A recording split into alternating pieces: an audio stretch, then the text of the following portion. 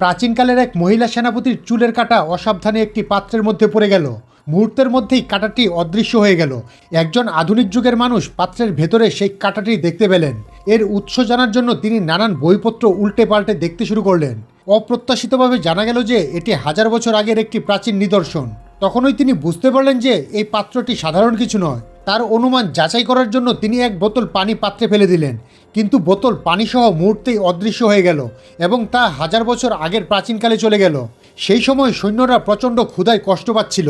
হঠাৎ পাত্রে পরিষ্কার পানি দেখা গেল। তারা ভাবল এটি নিশ্চয়ই দেবতাদের আশীর্বাদ। অন্যদিকে পাত্রের রহস্য বোঝার জন্য আধুনিক মানুষটি তার সব মেয়াদ উত্তীর্ণ খাবার পাত্রে ঢেলে দিলেন। এমনকি তিনি আরও 500 প্যাকেট খাবার অর্ডার করে সেগুলোও পাত্রে ফেলে দিলেন। সৈন্যরা খাবার দেখে তৎক্ষণাৎ হাপুস হুপুস খেতে শুরু করলো, কিন্তু ঠিক সেই মুহূর্তে শত্রুরা শহরের বাইরে থেকে আক্রমণ শুরু করলো। যুদ্ধে মহিলা সেনাপতি আহত হলেন।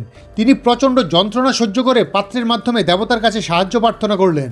এটি দেখে আধুনিক মানুষটি তৎক্ষণাৎ তার সহকারীকে প্রাথমিক চিকিৎসা কিট প্রস্তুত করতে বললেন।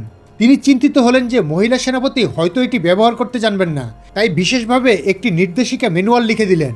মহিলা সেনাপতি এটি পেয়ে তৎক্ষণাৎ ব্যবহার শুরু করলেন। শীঘ্রই তার অবস্থার উন্নতি হলো।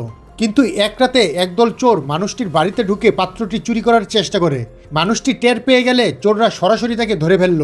তাদের মধ্যে তুমুল মারামারি শুরু হলো। ঠিক যখন মানুষটি শ্বাসরোধ হয়ে মরতে বসেছিল, তখন মহিলা সেনাপতি পাত্রের মাধ্যমে সব দেখতে পেলেন। তিনি হাত বাড়িয়ে দেওয়া মাত্রই পাত্রের শক্তিতে তাকে আধুনিককালে টেনে নিয়ে আসে।